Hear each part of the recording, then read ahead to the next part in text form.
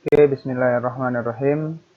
Assalamualaikum warahmatullahi wabarakatuh. Alhamdulillah, pada kesempatan yang sangat berbahagia ini, saya ingin meneruskan video saya bagaimana cara mengelola data dengan menggunakan program SPSS. Di video sebelumnya saya sudah membuat video tentang bagaimana cara memasukkan data ke dalam SPSS dan bagaimana cara menguji reliabilitas. Ya, dan untuk yang selanjutnya kita akan belajar bagaimana cara menguji validitas. Perlu diketahui bahwa uji validitas adalah uji yang digunakan untuk mengukur sah atau valid tidaknya suatu kuesioner. Suatu kuesioner dikatakan valid jika pertanyaan pada kuesioner mampu untuk mengungkapkan sesuatu yang akan diukur oleh kuesioner. Nah, kalau seandainya bagi teman-teman yang udah menyebarkan kuesioner responden, bagi teman-teman yang udah meneliti, nah itu jangan lupa untuk diuji dengan yang namanya uji validitas. Oke, untuk sekarang marilah kita memulai video kita ini atau memulai pembelajaran kita dengan bersama-sama membaca basmalah. Bismillahirrahmanirrahim. Oke, ini sekarang kita akan mencoba uji validitas kita. Pertama kali mari kita buka file kita, file SPSS. Ini file yang kemarin ya. Kalau yang belum tahu atau baru nonton yang uji validitasnya bisa dilihat di video sebelumnya. Ini data yang sebelumnya, yang kemarin yang di video sebelumnya sudah dipakai untuk uji reliabilitas. Oke, sekarang kita coba. Nah, dibuka dulu datanya. Nah, terus caranya,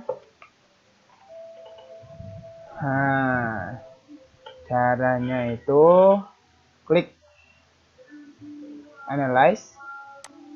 Nah, terus di situ nanti ada tulisan correlate. Terus nanti klik bivariate. Nah, ini sebelumnya saya sudah melakukan penelitian. Nah, ini caranya saya ulang. Ini saya keluarkan lagi. Terus, nah ini saya ambil yang X1 dulu. X1 sampai sum X. Sum X ini maksudnya jumlahnya dari X keseluruhan. Nah, ini saya pindahkan ke variabel. Nah, terus udah. Nah, terus ini ada di kotak correlation coefficient. Nih, klik percent. Nah, ini udah keklik. Nah, kita klik lagi. Terus di test of significance, ya kita klik to tell. Terus klik flag significant correlation, ini di centang. Seperti ini. Dah, setelah itu klik OK. Nah, keluar datanya. Ya, kita lihat ini datanya emang sangat banyak sekali. Mungkin bagi teman-teman yang baru melihat data seperti ini mungkin ya agak pusing sedikit, tapi ini sebenarnya sesuatu yang mudah. Nah, ini yang kita lihat adalah yang pertama itu Pearson correlation. Nah, ini lihat aja langsung ke terakhir yang gini. Nah, lihat angka ini. Ini 0.256, 0.425, 0.453, 0.526, 0.477. Atau ini kok biasanya kita sebut dengan R hitung. Nah, ini namanya R hitung. Yang ujung ini namanya R hitung. Nah, kalau yang ini namanya kok ada di bawahnya itu yang 00 itu namanya signifikan. Nah, jadi signifikansinya ini. Nah, sekarang dengan R hitung ini dan signifikansi yang ada di bawahnya, apa yang bisa kita lakukan? Nah, yang bisa kita lakukan adalah membuat keputusan. Bagaimana cara membuat keputusannya? Yaitu dengan membandingkan R hitung dengan R table. Cara mengambil keputusannya yaitu dengan cara apabila R hitung ini lebih besar daripada R table, ya R table, maka kuesioner kita bisa dikatakan valid. Nah, tapi kalau seandainya R table-nya lebih besar daripada R hitung, maka bisa dikatakan tidak valid.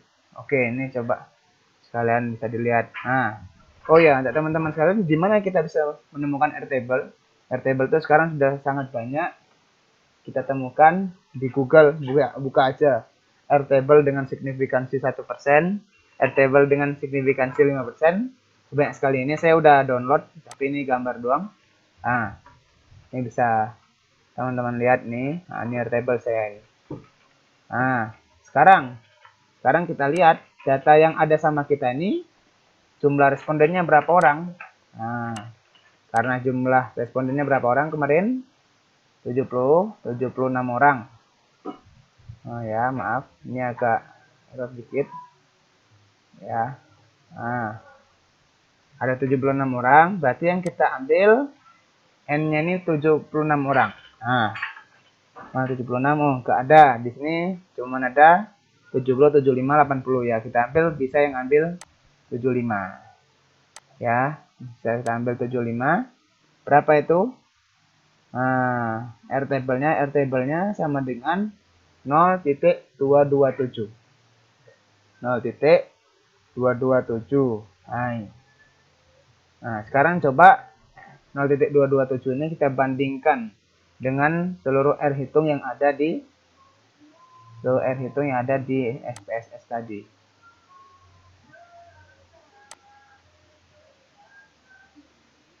Nah, contoh, nih saya buka Excel.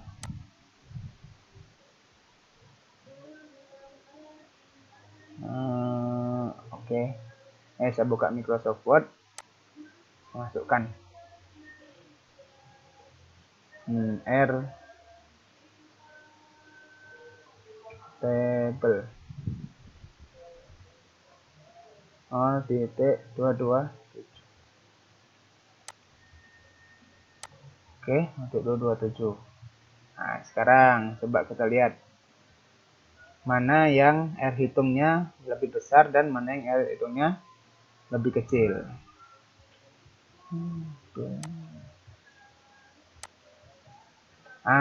Coba kita lihat nih yang X1 dulu. X1 ini R hitungnya 0,256. Jadi R table-nya berapa? 0,227. Nah, otomatis ini lebih besar. Maka soal ini bisa dikatakan valid. Nah, atau juga bisa melihat dengan signifikansi yang di bawahnya ini. Nah, ini signifikansinya 0,026. Nah, seperti yang kita ketahui bahwa signifikansi di SPSS itu ya batasannya 0,05. Sedangkan ini adalah 0,026. Berarti ini dapat dikatakan valid. Ya, coba sekarang kita lihat 0,425. Nah, ini lebih besar daripada 0,227. Nah, ini lebih besar semuanya. Lebih besar. Oke, sampai ke bawah. Di dalam data ini kita tidak menemukan yang namanya R hitung lebih kecil daripada R table. Nah, berarti dapat kita ambil kesimpulan bahwa semua indikator atau soal yang ada pada kuesioner ini dapat dikatakan valid. Nah, untuk memudahkan teman-teman kalau menulis di dalam skripsi atau di dalam tugas nanti, itu cara membandingkannya gampang aja. Seperti ini caranya.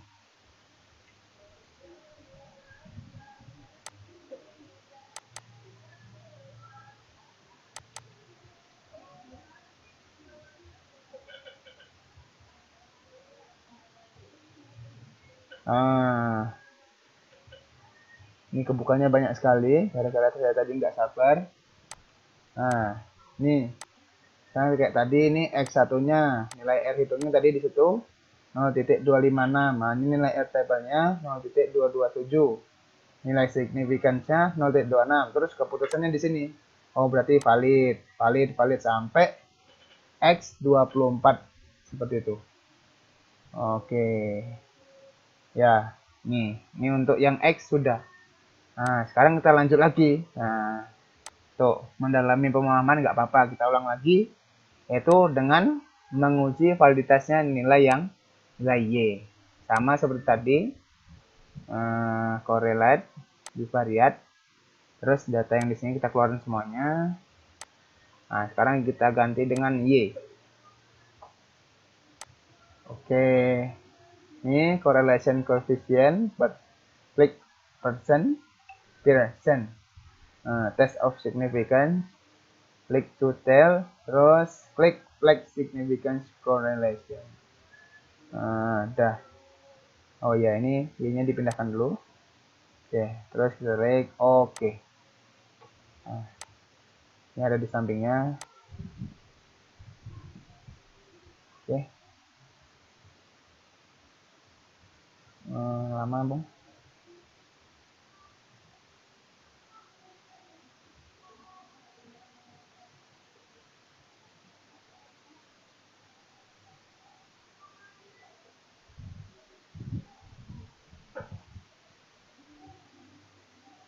Masih X belum keluar nih.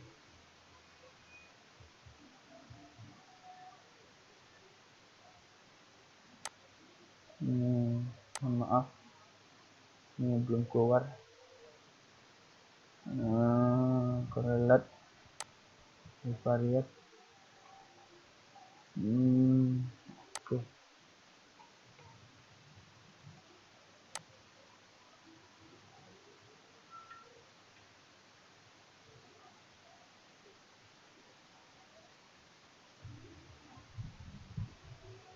Tunggu, belum keluar.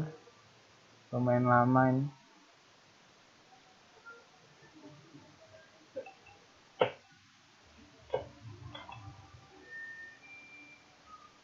Mana ini hasil dari uji? Nggak keluar.